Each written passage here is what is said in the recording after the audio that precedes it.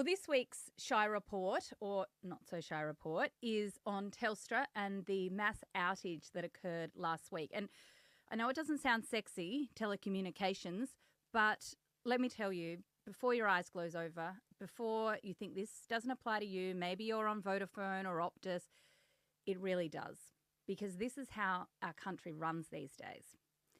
Last week's outage caused mass havoc across the country. Millions of phones ran dead, hundreds of trains cancelled, morning coffee orders scrapped because people couldn't even pay with their mobile phone or even use their EFTPOS machines.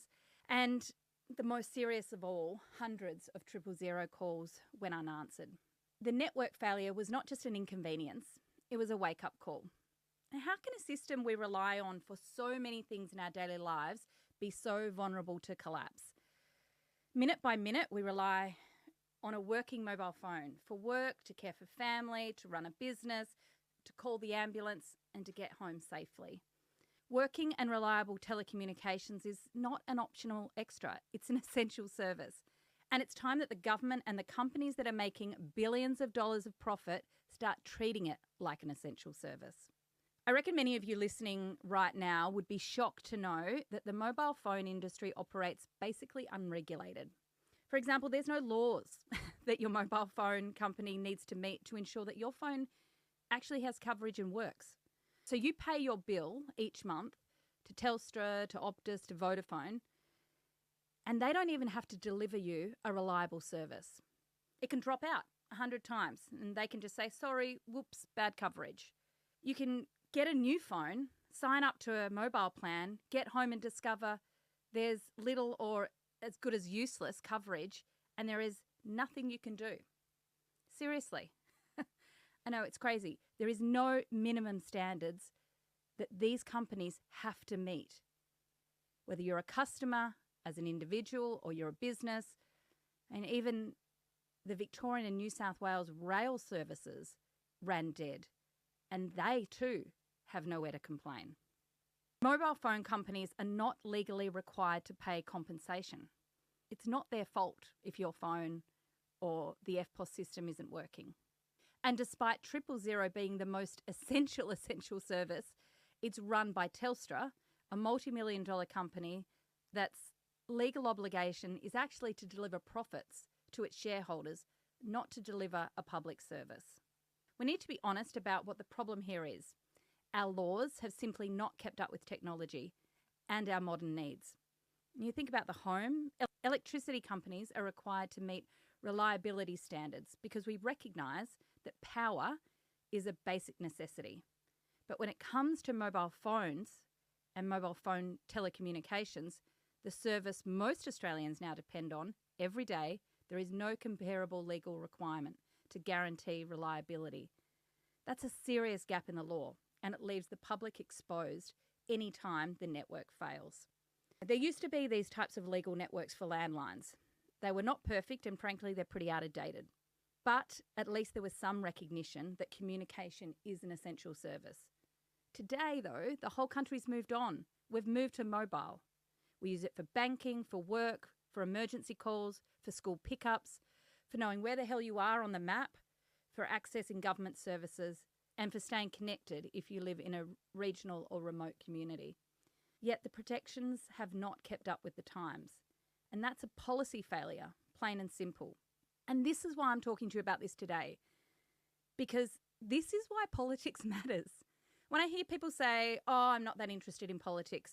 Well, people, were you interested in the fact that you couldn't get to work last Wednesday because the trains were dead? Or that you couldn't let the school know that you were running late for school pickup? Or that you couldn't check in and let your mum know that you got home safe? Because this is actually all about politics. It's a political choice that these companies run for profit and who market themselves as the backbone of modern life currently have no legal standards they have to adhere to. It's a political choice to fix the rules and beef up accountability. Now, the rumours of why this Telstra outage happened and why the whole service came crashing down last week was because the company had put off upgrading a piece of equipment that would have cost them about 20 grand. Yeah, a piece of equipment that was due for replacement years ago. Now, the various investigations will bear this out, but if it is in fact true, then it really begs the question, how can a company that banked $2.3 billion in profit last year not keep its equipment up to date and has ended up costing the entire country billions, potentially billions of dollars more because of the massive failure? Just because they couldn't keep their equipment up to date. Heaven knows these companies make us upgrade our phones every few years. Pity the same standards don't apply to them. It's a political choice to make these megaphone companies have responsibilities to the people. Australians shouldn't have to wonder whether their mobile phone network will hold up when they need it the most. We need a guaranteed reliability standard for mobile services with real consequences when providers fail to meet it. And this raises then an even bigger question, and that's about 000. Every time there is a major failure, we're left with the same unsettling reality. The system is fragmented, unreliable, and too dependent on private companies putting profit ahead of public safety. I think we should start considering whether we need to nationalise 000, make it publicly accountable, properly coordinated, and built for the public interest, not the business model of the big telcos. Because this isn't a niche issue. This is about safety, public safety. It's about trust. This is about whether Australians can rely on the most basic communications infrastructure when there's a crisis. If you need to call the ambulance or the police or the fire department, you should have faith that someone will answer the phone.